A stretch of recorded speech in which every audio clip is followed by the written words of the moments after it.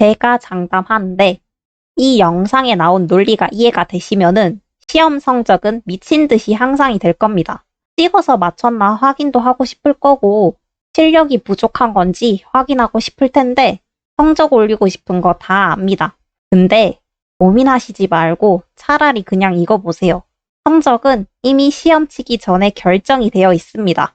시험을 보고 99.9%의 학생들은 이번 시험 너무 어려웠어 라고 말하는데 남들과는 다르게 한번 준비하고 이때 나 혼자만 레벨업을 한다는 거를 꼭 아셨으면 좋겠습니다. 안녕하세요, 라비쌤입니다. 여러분, 시험지 받고 나서 제일 먼저 뭐부터 해야 할까요? 문제 한 문제씩 차근차근 풀기? 그거 좋은 전략일 수도 있지만은 내신 수학 시험에서는 조금 다릅니다. 시험이라는 건 제한된 시간 안에 최대한 많은 점수를 얻는 싸움이에요. 오늘은 수학 내신 시험에서 시간 낭비 없이 점수를 최대한 뽑아내는 방법, 그 중에서도 시험지를 푸는 순서와 운영 방식, 그리고 손으로 푸는 습관까지 아주 실전적으로 말씀드릴게요. 많은 학생들이 학교 수학 시험지를 받자마자 그냥 1번부터 푸는 경우가 많습니다. 하지만 학교 시험, 특히 내신 시험은 단순히 문제를 차례대로 푸는 방식으로는 점수를 극대화하기 어렵습니다. 시험이라는 건 정해진 시간 안에 최대한 많은 점수를 확보하는 싸움입니다. 문제를 다 푸는 것이 목표가 아니라 채점될 문제를 얼마나 정확하게 많이 맞추는가가 핵심입니다. 학교 시험 시간은 보통 1시간, 정확하게는 40에서 50분 정도인데 시간은 짧고 문제 수는 결코 만만하지 않죠. 이 짧은 시간 동안 실수를 줄이고 자신의 실력을 최대한 끌어올리는 전략이 필요합니다. 그 전략의 핵심은 바로 문제 선택과 시간 분배인데요.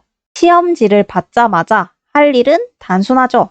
이름 쓰고 학번 쓰고 인쇄 상태 확인하는 시간에 시험지를 가볍게 훑어보는 거예요. 그래서 이 문제를 예시로 보면은 앞장에는 보니까 순환소수 이야기들이 있네. 요렇게 한번 확인하고 뒤에 보니까 거듭제곱 얘기 나와 있고 그림 문제가 좀 있고 식 계산해야 되는 애들이 있는 거 보니까 이거는 좀 시간을 걸릴 테니까 요거를 좀 봐야겠구나. 그리고 그림 문제 하나 더 있고 식 계산하는 것도 있고 부동식 문제랑 1차 부동식 성질 이야기, 수직선 이야기, 그리고 활용 문제들이 있구나. 그러면은 활용 문제랑 계산하는 건 좀 오래 걸리니까 앞에 문제들을 좀 빠르게 풀어야겠네 라고 우리가 생각을 하는 거죠. 이때 중요한 건 바로 풀 수 있을 것 같은 문제를 미리 파악하는 겁니다. 머릿속에서 가볍게 연습 문제를 푼다는 느낌으로요. 고등 모의고사처럼 가릴 종이도 없기 때문에 시선이 닿는 문제 중 바로 솔루션이 떠오르는 문제가 있다면 그건 곧 지금 풀어야 할 문제입니다. 시험이 시작되면 일단 풀 수 있는 문제부터 푸세요. 고민이 될 만한 문제는 문제만 읽고 바로 패스하는 게 굉장히 중요합니다. 이 문제에 몇 분을 쓰게 될지 모르는 상태에서 붙잡고 있으면 풀 수 있는 다른 문제들을 놓치게 되니까요. 시간은 점점 흐르고 당황하게 되고 멘탈은 굉장히 흔들립니다. 그러면 손도 덜 움직이게 되죠. 결과적으로는 점수가 줄어듭니다. 여기서 한 가지 팁을 더 드릴게요. 시험은 사실상 심리전이라고 봐도 됩니다. 집중력과 심리 싸움이에요. 시험지를 받은 후 무조건 첫 장을 다 풀고 넘기는 방식은 사실 손해일 수도 있어요. 안쪽 면만 먼저 풀고 넘기세요. 시험지 넘기는 소리는 은근히 시험장 내에서 신경을 자극하는 요소입니다. 내가 먼저 시험지를 넘기면 주변 학생들은 벌써 앞장 다 풀었는 거야? 라는 생각이 들 수 있어요. 이건 매우 강력한 마인드 조작입니다. 반대로 내가 주변에서 들리는 시험지 넘기는 소리에 신경 쓰이기 시작하면 나 너무 느린가? 하는 불안이 생기고 그 불안은 곧 집중력 저하로 이어집니다. 작은 디테일이지만 실제 시험장에서 큰 차이를 만들어냅니다. 또 하나, 손으로 식을 쓰는 습관은 굉장히 중요합니다. 아까는 눈으로 풀라면서요. 하실 수 있죠. 근데 그거는 아직 시험 시간이 아니기 때문에 손을 쓸 수 없는 상태였던 거지. 시험 시간에는 손을 쓸 수 있는 걸요. 손은 머리를 대신해주는 역할을 하는 애예요. 왜 머리 혼자 힘들게 하나요? 머릿속으로만 풀고 눈으로만 계산하는 건 착각이에요. 많은 학생들이 이건 눈으로 풀었어요 하고 뿌듯해하지만 실제로는 손이 기억하지 못하면 시험장에서 재현이 어렵습니다. 손이 움직여야 뇌도 움직입니다. 수학은 손으로 푸는 학문입니다. 손이 기억하는 문제는 시험에서 바로 풀 수 있습니다. 머리는 판단하고 손은 그 판단을 구현하는 도구입니다. 이 두 개가 같이 작동해야 진짜 실력이 나오죠. 그렇다고 무작정 손을 바쁘게만 움직이라는 얘기가 아닙니다. 식은 반드시 정갈하게 본인이 다시 봐도 이해할 수 있게 써야 합니다. 그리고 여기서 정말 중요한 포인트는 지우개는 쓰지 마세요.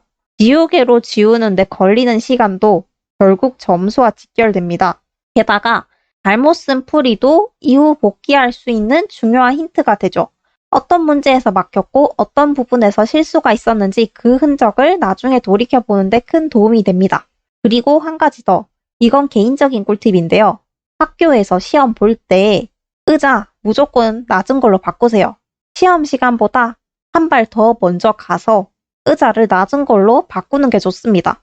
쌤들이 시험지를 나눠주고 앞 좀 보세요 라고 해도 시험 칠 땐 다 고개 숙이고 시험지만 봅니다.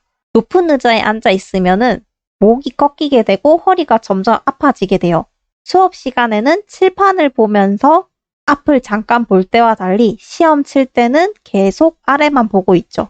그러면은 앉은 자세가 불편하면서 집중력도 흐트러지게 되는데요. 반대로 낮은 의자는 자연스럽게 시선이 책상으로 향하고 목과 허리에 부담이 덜해져서 집중 상태가 더 오래 유지됩니다.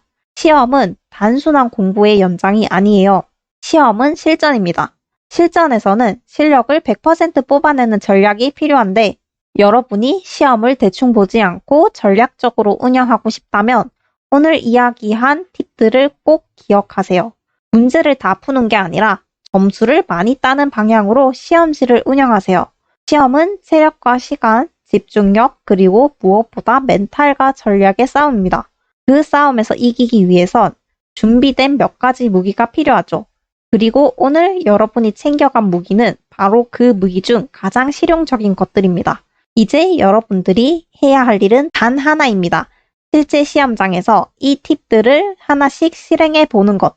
그게 익숙해질수록 점점 시험을 잘 보는 사람이 될 겁니다. 이건 단순한 공부법이 아니라 시험을 이기는 기술입니다. 영상이 도움이 되셨다면 꼭 구독 버튼 눌러주세요. 제 수업이 궁금하신 분은 아래 고정 댓글 링크 눌러보세요. 감사합니다.